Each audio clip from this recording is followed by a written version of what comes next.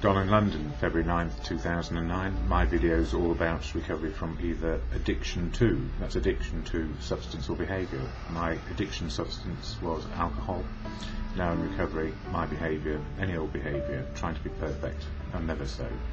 So whether we're addicted to one thing or another, substance or behaviour, it can come out sideways. So as we deal with our primary addiction, we can find ourselves in other addictions as well.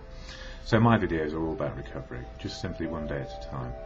And I go to the fellowship of AA, that's Alcoholics Anonymous. I don't speak for them, I speak for myself. And at the beginning of every meeting I go to, we share a preamble which sort of gives me a chance to slow down into the moment of now, so I can try and get a message across about recovery. And the preamble goes like this. Alcoholics Anonymous is a fellowship of men and women who share their experience, strength and hope with each other that they may solve their common problem and help others to recover from alcoholism. The only requirement for membership is a desire to stop drinking.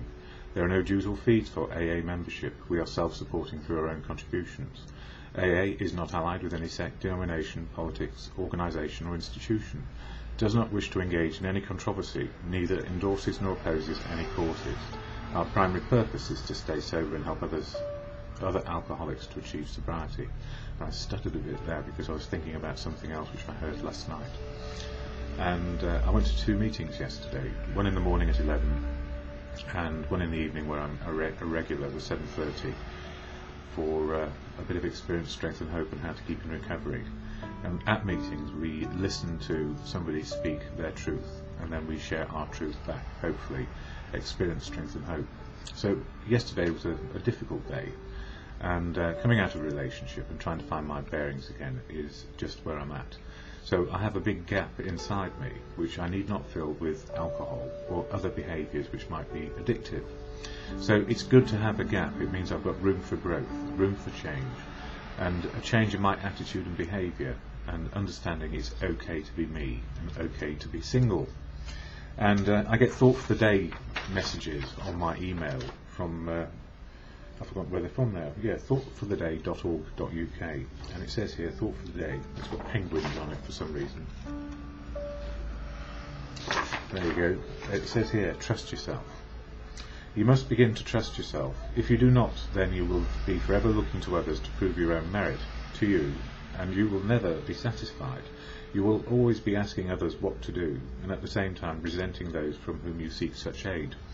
And that's the difficulty when we ask people for help and they tell us the truth. Maybe we knew it already, we can get resentful. Why are you telling us the truth? Well, you shouldn't be paying attention to that, you should be paying attention to this. And it's very easy to find ourselves in a downward spiral. So, why do I go to the fellowship of AA? Well, because it's got 12 steps of action which I can take. And in the Thought for the Day book, one of the daily reflections from the AA literature, this one, it covers one of the 12 action steps each month in the readings, and I'll talk about that in a moment. But February is the second month, so it's the second step of the programme, and it reads like this: came to believe that a power greater than ourselves could restore us to sanity. So, coming to believe that a power greater than me, when I was quite omnipotent in my own life, and probably not that great in anybody else's, I thought I might be able to solve all my problems on my own, and often my problems were resolved with a drink or two, and then a bottle or two of alcohol, whatever came near to making me feel okay, to take the edge off and make life work. And what I found is, in recovery, all those years I was taking the edge off, I was also taking the edge off things I ought not do, or would be better off not doing at all, and getting on with my life and finding happiness. And absolutely there is no happiness to be found in following a career or two because people have asked you, and then you find that there is nothing satisfying about them at the end of it. So being good at things doesn't necessarily mean it's good to keep on doing them, and we are here to be happy, strive to be happy. We work hard at everything we do.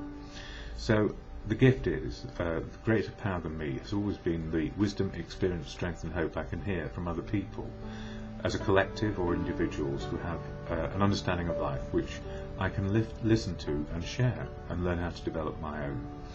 So we need not resent anybody when they tell us their experience, strength and hope. We need to listen carefully and see what we can see for ourselves. And if you don't like this, you can always switch off. That's the gift. Anyway, step 2, coming to believe that a power greater than ourselves could restore us to sanity. What can we believe in? AA does not demand belief. 12 steps are only suggestions. Importance of an open mind, variety of ways to faith, and it is courage, faith and confidence to keep on going when things get miserable. And I'm going to experience that very shortly, because my medications are changing to do with my diabetes and depression. And it's just as life is. Flight of the disillusioned, I certainly was.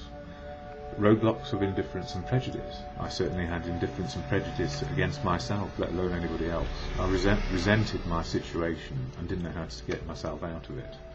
Lost faith in AA. I haven't lost my faith in AA. It still remains a power greater than me, because it helps me sort out my life. Problems of intellectuality and self-sufficiency. Yes, my dad, stand on your own 2 feet, put on a brave face. Utilise your ego. He didn't actually say it like this, but swallow down the fear and press it down and don't deal with it. And the best way to deal with it, fear that was in the old days, was to drink on it.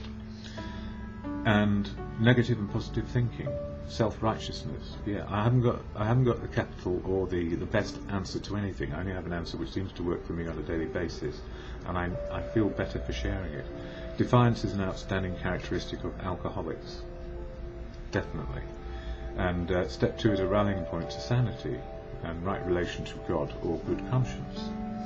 So the step 2 is being restored to sanity, having had a spiritual awakening sometimes that in my case was simply this: I need not try and do it all on my own. Indeed, I couldn't do it on my own. And coming on to this book, Daily Reflection, it says, getting the spiritual angle. How often do we sit in AA meetings and hear the speaker declare, but I haven't yet got the spiritual angle? Prior to this statement, he had described a miracle of transformation which had occurred in him. Not only his release from alcohol, but a complete change in his whole attitude towards life and the living of it. It is apparent to nearly everyone else present that he has received a great gift, except that he doesn't seem to know it yet, and that was me too. I didn't even see my spiritual awakening. It was just happening around me, that I need not do it on my own. We well know that this questioning individual will tell us 6 months or a year hence that he's found faith in God. Well, my faith remains in truth. God is truth, God is love.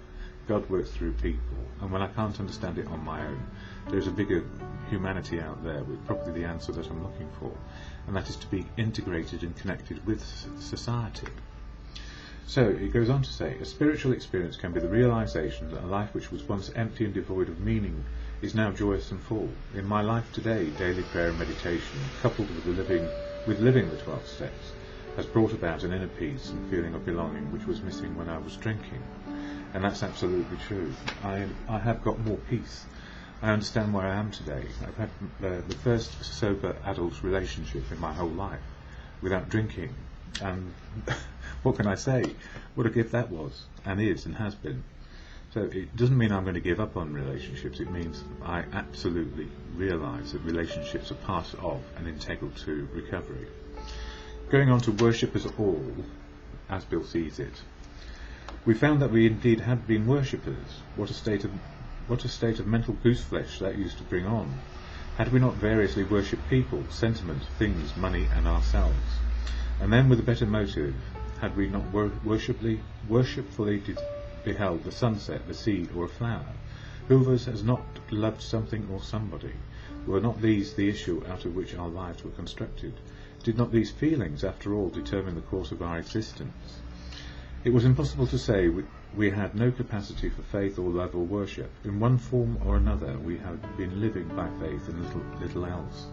And that is so true. Faith, courage, confidence are integral to moving along and being open to what the world has to offer. And our brave face, our ego and fear can stop that happening, where we look inwards and hide and keep secrets. So the gift for me really is this, and it's in the Serenity Prayer, which is acceptance, and that was the big message last night as well. God, grant me the serenity to accept the things I cannot change, courage to change the things I can, and the wisdom to know the difference. Simply, just one day at a time.